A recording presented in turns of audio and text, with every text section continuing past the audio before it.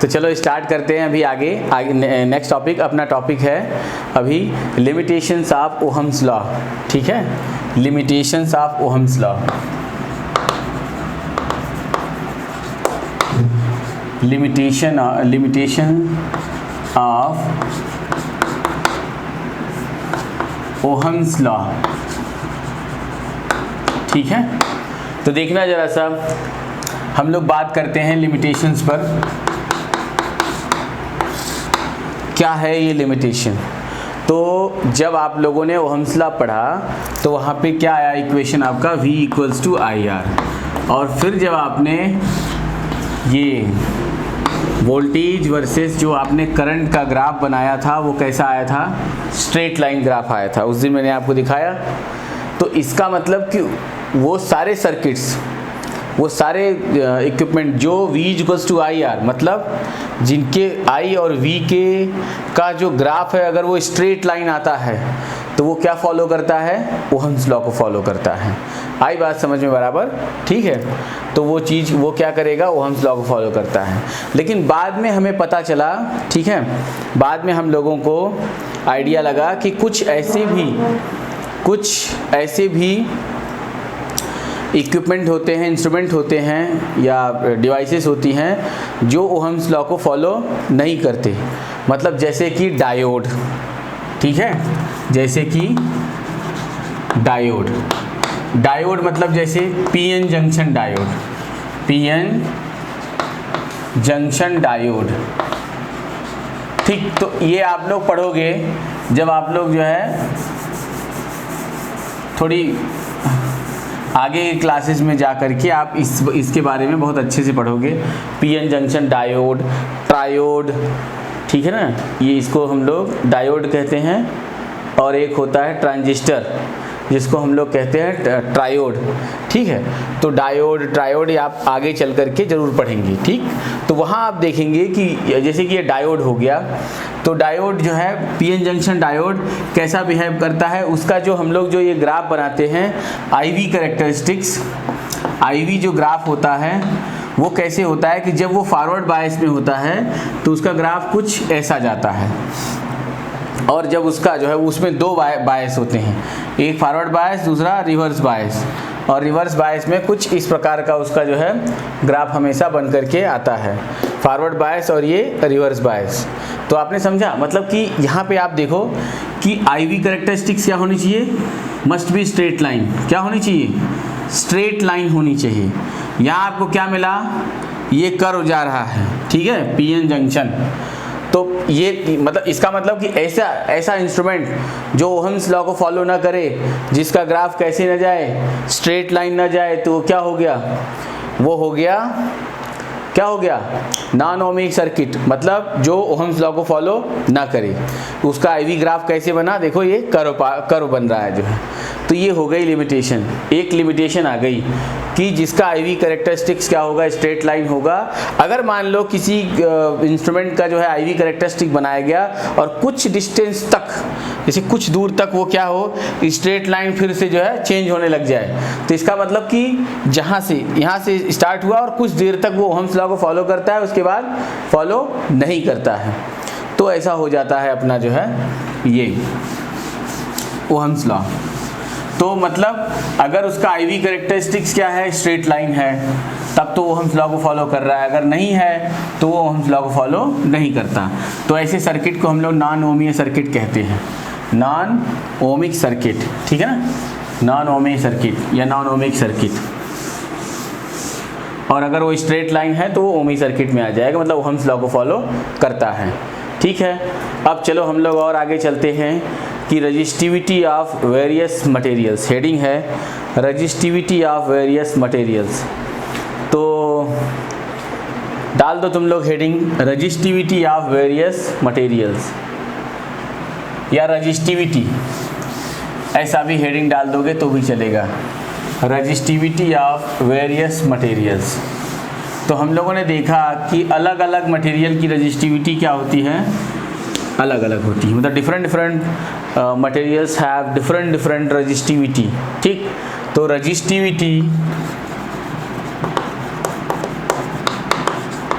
Resistivity of various material, ठीक है, various materials. अब आप देखना, मीन्स जब यहाँ से ये साबित हो गया कि different materials have different resistivity, तो फिर हम लोगों ने उसके जो है टेम्परेचर कैरेक्टरिस्टिक्स को चेक किया कि क्या रजिस्टिविटी टेम्परेचर पर डिपेंड करती है, मतलब कि अगर टेम्परेचर बढ़े तो क्या रजिस्टिविटी बढ़ेगी, और या तो टेम्परेचर घटे तो क्या रजिस्टिविटी घटेगी। तो जब हम लोगों ने ऐसा चेक करना स्टार्ट किया तो तुम लोगों ने तो इसके बारे में अभी पढ़ा नहीं, कैसे होगा। तुम लोगों ने अभी हीट नहीं पढ़ा ना, हीट एंड थर्मो, ठीक है, तुम लोगों ने तो ये हीट पढ़ा ही नहीं, फिर कैसे होगा।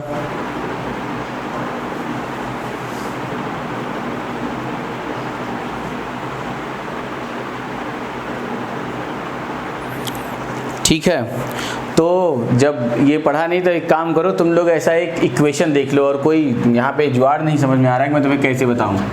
रो T is equals to rho naught 1 plus alpha T minus T naught, मतलब final temperature minus initial temperature, where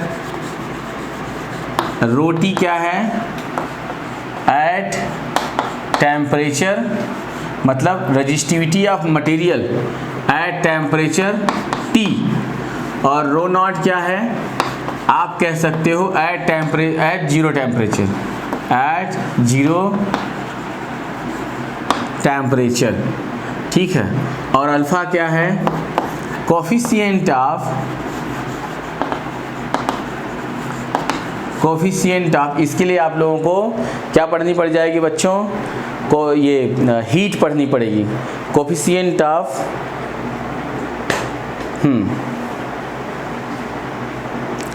अच्छा, तो क्या लिख दो, coefficient of thermal, coefficient of thermal resistivity, coefficient of thermal resistivity, coefficient of thermal resistivity, मतलब कि जो कि टेम्परेचर पे डिपेंड करती है, ठीक है। तो आपने देखा कि रजिस्टिविटी क्या कर रही है, टेम्परेचर पे डिपेंड कर रही है, मतलब टेम्परेचर बढ़ने पर ये लोग क्या कर रहे हैं, वेरी कर रहे हैं। ओके, अभी नेक्स्ट है आपका जो है, मतलब आपने यहाँ से ये जान लिया कि जैसे जैसे टेम्परेचर बढ़ेगा रजिस्टिविटी क्या करेगी, वेरी करेगी, और अगर रजिस्टिविटी वेरी होगी, ठीक है, ओके रुद्र, वेरी गुड। तो अगर रजिस्टिविटी वेरी करेगी तो डेफिनेटली उसका रेजिस्टेंस भी वेरी करेगा जो है। ओके, यहाँ से आपको एक बात समझ में आ गया कि ये दोनों चीज़ें क्या करती हैं, टेम्परेचर पर भी डिपेंड करती हैं।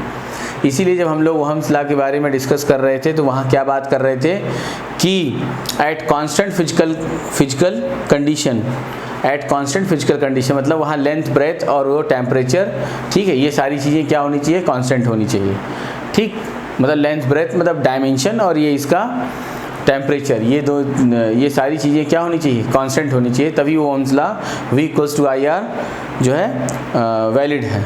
तो अब हम लोग बात करेंगे, मतलब ये तो आप लोगों के लिए थोड़ा सा जो है अलग हो गया। जब आप हीट पढ़ लोगे तो वहाँ पर फिर से कुछ न्यूमेरिकल्स ऐसे आएंगे जो आपको इस तरीके से मिल जाएंगे, T=T0 1 + अल्फा डेल्टा T, ठीक है।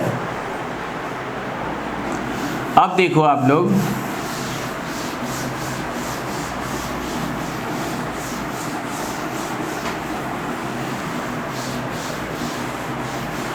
अब मैं बात करूंगा कलर कोड रजिस्टर पे। तुम लोगों को थोड़ी सी जानकारी दे देता हूँ कलर कोड रजिस्टर। चलो, your new heading is colour code registers.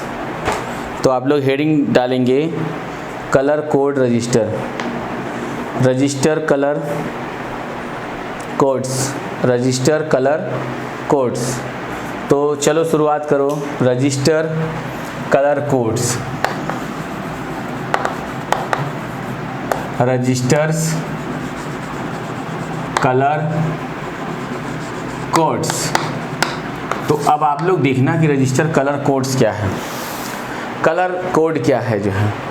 तो मार्केट में जब आप लोग जाओगे और आप उस दुकानदार से कहोगे कि मुझे कलर कोडिंग वाला रजिस्टर चाहिए, तो वो आपने देखा भी होगा कि किसी भी डिवाइस में, जैसे कि आपका CFL हो गया, और या तो कोई ऐसा मतलब थोड़ा सा माइक्रो लेवल में जाने वाला, जैसे कि टीवी के अंदर जो है वो जो किट लगी होती है ना। ऐसा मत करना कि टीवी खोल के देख रहे हैं श्रीनिवास, अपने घर की टीवी जो है खोल के तुरंत जो है देखने लग जाना कैसा लगेगा रजिस्टर, ठीक है गौतम। तो मतलब वो जो टीवी के अंदर जो किट होती है तो वहाँ देखोगे तो एक छोटी छोटी जो है डिवाइस लगी होती है, ठीक है। ऐसा जो है आपको बिल्कुल ऐसा सिलेंड्रिकल शेप में होगा, और यहाँ ऐसा ऐसा, ठीक है, ऐसे ऐसे जो है मतलब कलर बने होंगे उधर। तो आज हम लोग इसी के बारे में पढ़ेंगे थोड़ा सा, ठीक। तो चलो हम लोग शुरुआत करते हैं कि कलर कोड रजिस्टर है क्या। पहले तो मैं आपको कलर कोड बताता हूँ कि कैसे होते हैं, मतलब कितने कलर्स होते हैं और कैसे कैसे आप इसको याद रखोगे। तो मान लो अगर आप लोगों के पास अपनी बुक है तो बिल्कुल आप सिंपली जो है देख रहे होंगे ब्लैक, कितने कलर्स हैं। अब देखो यहाँ पे क्या है, black, brown, red, orange, yellow, green, blue, violet, grey, white, gold, silver, no colour. और उसमें कितनी नंबर्स है, फिर मल्टीप्लायर्स है, फिर टॉलरेंस है। तो मैं आप लोगों को इसका एक जुगाड़ बताता हूँ, इस जुगाड़ से, ठीक है, एक ट्रिक बताता हूँ। उस ट्रिक से आपको क्या रहेगा, वैसे मैं जल्दी देखो ट्रिक कभी बताता नहीं, मैं पूरी चीज़ें फुल एक्सप्लेनेशन के साथ आप लोगों को समझाता हूँ, ठीक है। तो मैं क्या करने वाला हूँ, आपको एक छोटा सा ट्रिक बताऊँगा। उस ट्रिक की हेल्प से आपको ये सारे कलर्स भी याद हो जाएंगे, को नंबर्स भी याद हो जाएगा, मल्टीप्लायर भी याद हो जाएगा, और उसका टॉलरेंस भी याद हो जाएगा जो है। और फिर कैसे निकालते हैं उसके बारे में भी मैं बताता हूँ जो है, ठीक है। तो देखना जरा सा, मैंने कहा, ठीक है, ध्यान से समझो इस बात को। मैंने बोला कि B B Roy great boy having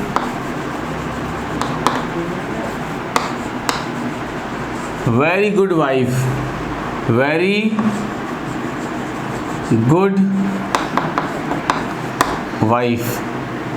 क्या दिया मैंने आपको, B B Roy great boy having very good wife. अब देखो मैं इसमें आपके जो ये कलर आप कभी याद नहीं कर सकते, या याद करोगे तो बहुत टाइम लग जाएगा, वैसा नहीं है, सब याद भी कर लेते हैं बच्चे।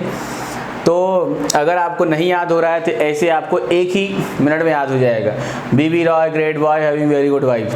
समझ में आया, ठीक है ईशांत। तो देखो जो है यहाँ से क्या होगा, पहले है ब्लैक, ठीक।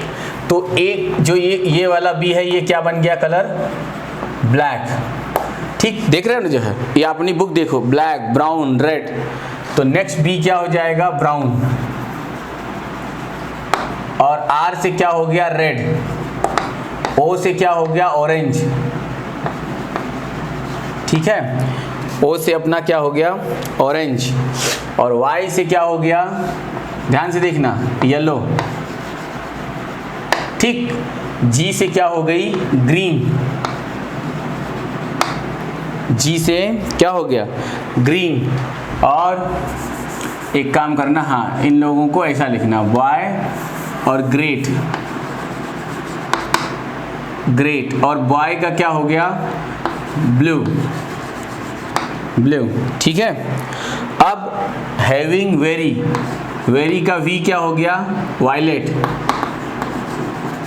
ध्यान से देखना, वायलेट। और इसके बाद किसका नंबर है, white, gold, silver, no colour. इसके बाद क्या हो जाएगा, हैविंग वायलेट के बाद जी से ग्रे, ठीक है, जी से ग्रे, और वाई से वाइट, समझ गए, देखो वाइट, और इसके बाद गोल्ड, सिल्वर, नो कलर। ये आपको हमेशा अपने आप याद रहेगा, क्योंकि ये इसमें क्या होता है, नंबर नहीं होता, इसमें सिर्फ क्या होती है, टॉलरेंस होती है। और मैं आपको बताऊंगा कि ये कहाँ भी यूज होते हैं और कहाँ आते हैं। तो जरा देखना, B B Roy great boy having very good wife, जिसमें क्या हो गया, black, brown, red, orange, yellow, green, blue, white, ए। अब देखना ये जो नंबरिंग है कहाँ से स्टार्ट होता है बच्चों, 0 से। नंबरिंग किधर से स्टार्ट होती है, 0, 1 2 3, ये क्या 4 5 6 7 8 9, बस नंबरिंग किधर तक होती है, 9 तक। इसके बाद गोल्ड, सिल्वर और नो कलर, ये 3 चीज़ें टॉलरेंस हैं जो कि उस कलर कोड में लास्ट में आती हैं, तो हम लोग उनको प्लस माइनस करके टॉलरेंस लिखते हैं। एक क्वेश्चन में आपको समझ में आ जाएगा। और जो है आजकल हर साल जो है ये कलर कोड रजिस्टर के क्वेश्चन आ रहे हैं आपके जेई के एग्ज़ाम में। आई बात समझ में? अब देखना जरा सा, टॉलरेंस की बात करें तो जब ये 0 जो है इसको कहते हैं मल्टीप्लायर, इसके बाद सेकंड नंबर पे होता है मल्टीप्लायर। तो ये 10 to the power 0, 10 to the power 0 मतलब क्या हो गया 1, और ये 10 to the power 1, 10 to the power 2, 10 to the power 3, 10 to the power 4, 10 to the power 5, 10 to the power 6, 10 to the power 7, 10 to the power 8, 10 to the power 9। ऐसा अपना क्या है, मल्टीप्लायर होगा। जो सेकंड वाली लाइन होगी वो क्या होगा, मल्टीप्लायर होगा। समझ गए? और इसके बाद अपना क्या है, गोल्ड एंड सिल्वर। गोल्ड के लिए मल्टीप्लायर क्या होगा, 10 टू द पावर -1, और सिल्वर के लिए -2, और नो कलर के लिए कोई मल्टीप्लायर नहीं। ठीक है, तो चलो आप एक क्वेश्चन ले लेते हैं। और टॉलरेंस की बात करें तो गोल्ड, सिल्वर, नो कलर। देखना जरा सा, gold, silver, no colour, gold, silver, no colour, इसकी टॉलरेंस 5%, इसकी टॉलरेंस 10% और इसकी 20%, 20%। समझ में आया आप लोगों को? 5, 10, 15, 20% हो गया। अब मैं आपको एक क्वेश्चन देता हूं, ठीक है? जरा सा सभी लोग ध्यान से देखेंगे। चलो, एक क्वेश्चन है बहुत ही सरल कि ये एक कलर कोड रजिस्टर है। क्या है? कलर कोड रजिस्टर है। यहाँ पर कुछ इस तरह से कलर बनाए गए, T3 और ये 4। कितने होंगे बच्चों? 4। कितने होंगे? 4 कलर होंगे। लेकिन इसने आपको खुद बता रखा है कि ये पहला वाला क्या है, रेड, दूसरा वाला भी रेड, तीसरा वाला भी रेड कलर है, और चौथा वाले को उसने सिल्वर दिया है। क्या दिया है? सिल्वर। तो देखो, अगर इसका आंसर आपको लिखना हो कि भाई इसका आंसर क्या आएगा, तो देखना आप, रेड रेड रेड सिल्वर, तो पहले जो 2 होंगे उनके नंबर्स लिखे जाते हैं आंसर के लिए। अब देखो मैं आंसर लिखने जा रहा हूं, इसका रेजिस्टेंस कितना होगा, रेजिस्टेंस कितनी होगी इसका रेजिस्टेंस कितना होगा लिखने जा रहा हूं मैं जो है। तो फर्स्ट 2 क्या होंगे, नंबर, थर्ड वाला मल्टीप्लायर, फोर्थ वाला टॉलरेंस।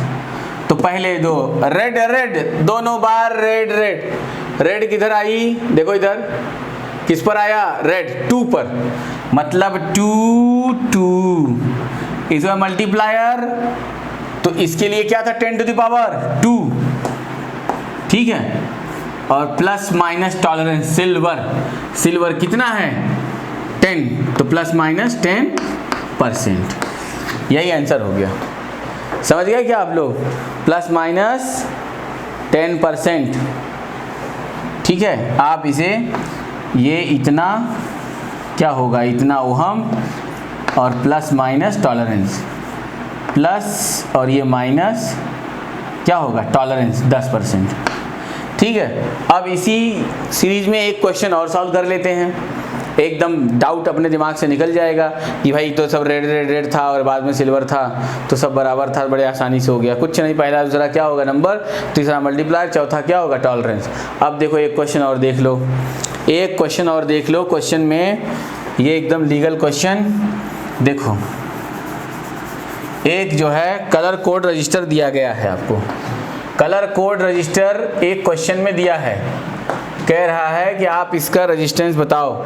पहला कलर कहता है येलो है, क्या है, येलो, दूसरा कलर कहता है वायलेट, ठीक है, क्या है वायलेट। तीसरा colour, third, brown, and fourth colour, और इसको बताता है वो गोल्ड। क्या इसका आप रेजिस्टेंस बता सकते हो? पहला दूसरा नंबर, तीसरा मल्टीप्लायर, चौथा टॉलरेंस। पहला दूसरा नंबर, तीसरा मल्टीप्लायर, चौथा टॉलरेंस। याद हो गया ना? पहला दूसरा नंबर जिस नंबर पे आ रहे हैं, तीसरा टॉलरेंस, और चौथा तीसरा क्या होगा मल्टीप्लायर, फोर्थ नंबर वाला टॉलरेंस। तो देखो फर्स्ट सेकंड क्या होगा नंबर, येलो एंड वायलेट ढूंढो इधर। यही है कि जब आपको याद हो जाएगा तो आपका 4 नंबर फिक्स हो जाएगा। येलो किस पे आया 4 पे, तो ये पहला कि कौन सा हो गया 4। इसके बाद सेकंड क्या है वायलेट, तो देखो जरा सा वायलेट कलर किधर आया इधर, तो ये 7 हो गया 47 इंटू। थर्ड नंबर पे है ब्राउन, तो black brown 10 to the power 1 मतलब 10 टू द पावर 1 इतना ओहम, और प्लस माइनस टॉलरेंस कितना गोल्ड 5%, 5%। यही है आपका आंसर, ठीक है, समझ में आया? इसका फर्स्ट और second colour number, third colour multiplier, और फोर्थ नंबर पे टॉलरेंस, फोर्थ नंबर पे टॉलरेंस। ओके, हो गया ना? सीख गए आप लोग? तो ये इस तरीके से आपके क्या हो गए, ये वाला क्वेश्चन पक्का हो गया। अभी आप इस साल जो जेई का पेपर होगा ना, अभी जो होने वाला है उसमें जो है एक क्वेश्चन फिक्स है, ये आएगा। जब आएगा तुम लोग सॉल्व करके देख लेना, कर लोगे तुम लोग। मतलब और भले करंट एंड इलेक्ट्रिसिटी क्वेश्चन आपसे हो पाए या मे बी ना हो पाए, लेकिन ये ज़रूर हो जाएगा, ठीक है ना? Okay okay okay Ishant, very good very good. क्या समझ गए तुम लोग? तो आपने आज लिमिटेशंस ऑफ ओहम्स लॉ भी देखा, और कलर कोड रजिस्टर्स भी देखा, और जो है dependence of resistivity on temperature. Dependent note कर लो, इसको नोट कर लो बच्चों, जिसको जैसे नोट करना हो।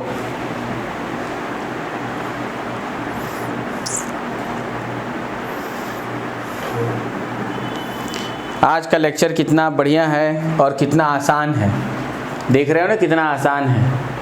आपको हमेशा हमेशा के लिए याद हो जाएगा। ओके, हाँ अनुज, अरे वेरी गुड अनुज, अनुज को समझ में आ गया, बहुत अच्छे। ऐसे बिल्कुल पढ़ाऊँ तो बिल्कुल ध्यान लगा के देखोगे, सब समझेगा। बस जैसे ही अपनी क्लास स्टार्ट होगी वैसे ही आप लोग जो है हमारे पास होगे क्लास के लिए, फिर तो अलग ही बात होगी, फिर तो बात ही अलग होगी बच्चों। फिर इतने दिनों बाद जब आप लोग मिलोगे तो आपके पढ़ने का जज्बा ही कुछ और होगा।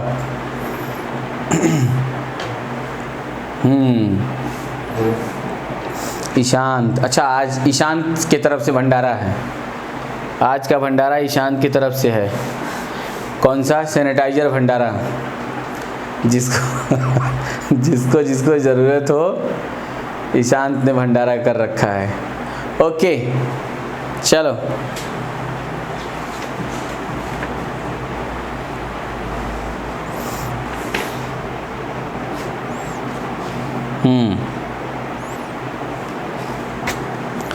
अब थोड़े से ग्राफ के बारे में हम लोग पढ़ेंगे। आपको ग्राफ बनाना है किसके लिए? रजिस्टिविटी रो वर्सेस टेम्परेचर, और वो भी किसके लिए? कॉपर के लिए। रजिस्टिविटी रो वर्सेस टेम्परेचर, और ग्राफ किसके लिए होगा? कॉपर के लिए, ठीक है?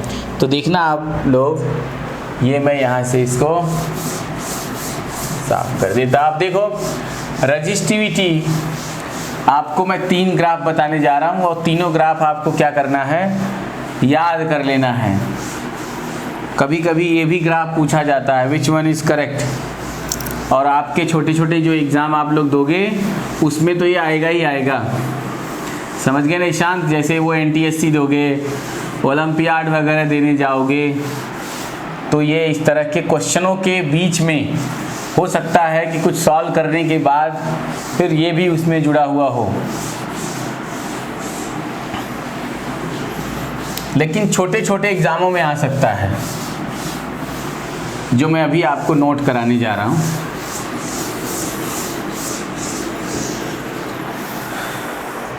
ओके, नेक्स्ट हेडिंग है रेजिस्टिविटी वर्सेस टेम्परेचर। पहला फर्स्ट ग्राफ है किसके लिए? For copper,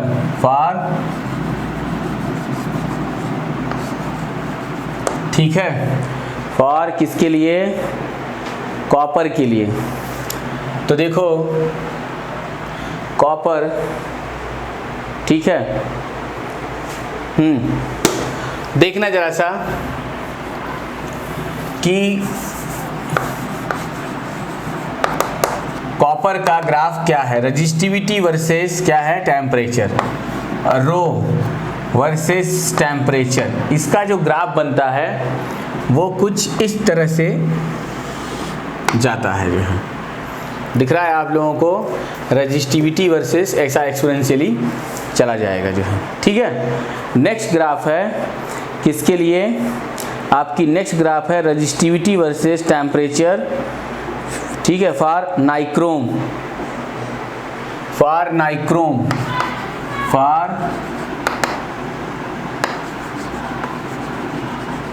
nichrome.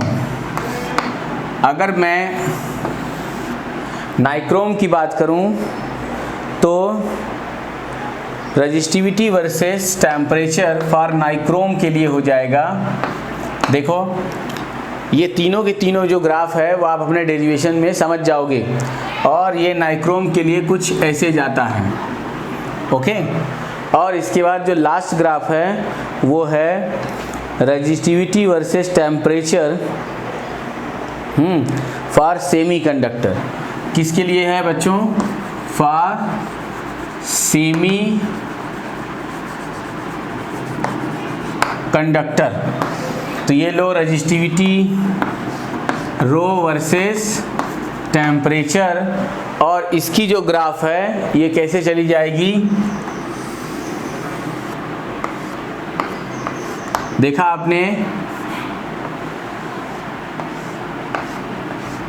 इस प्रकार से आपका जो है ये क्या हो गया, ये कॉपर के लिए, ये नाइक्रोम के लिए, और ये सेमीकंडक्टर के लिए। ये तीनों ही ग्राफ आपको अच्छे से याद होने चाहिए, ओके।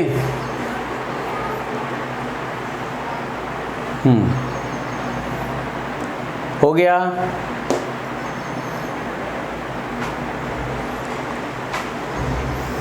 और आप लोगों ने ये तो निकाल ही लिया था कि resistivity rho equals to 1 upon the reciprocal of conductivity is called resistivity is equals to m upon NE square into tau, NE square into tau. तो ये इसी हिसाब से जो है ये ग्राफ बनकर आया है कि टेम्परेचर बढ़ने पर इसका क्या होगा, फिर इसका क्या होगा, फिर उसका क्या होगा, फिर ये इसी तरीके से आपके ये जो है बने हुए हैं। देखा आपने कि टेम्परेचर बढ़ने पर क्या होता है, सेमीकंडक्टर की रेजिस्टिविटी क्या होती है, डिक्रीज होती चली जाती है। यही वजह है कि आज की दुनिया क्या हो गई, सेमीकंडक्टर की दुनिया हो गई। अभी हम लोग क्या मैक्सिमम चीज़ें किस में पढ़ते हैं बच्चों, सभी कुछ किसके लिए, सेमीकंडक्टर के लिए। मतलब हमारा युग कौन सा चल रहा है, सेमीकंडक्टर, ठीक है। उसमें सारी चीज़ें किससे बनाई जा रही है, जैसे अभी मैंने नाम लिया था डायोड, तो सब सेमीकंडक्टर से बनते हैं। Diode, triode, JFET, junction field effect transistor. जैसे डायोड हो गया मतलब पीएन जंक्शन, और पीएनपी एंड एनपीएन ट्रांजिस्टर, और इसके बाद JFET junction field effect transistor, and MOSFET metal oxide field effect transistor. इसके बाद जो है ऐसे ऐसे करके फिर अपना क्या आ जाता है, logic gate, OR gate, AND gate, NOR gate, NAND gate. मतलब ये थियरी आ जाएगी, पढ़ाऊंगा आप लोगों को, टाइम आने दो तो सब बताऊंगा आप लोगों को। तो ये जो स्टैंडर्ड थियरी आ गई, अभी देखना जरा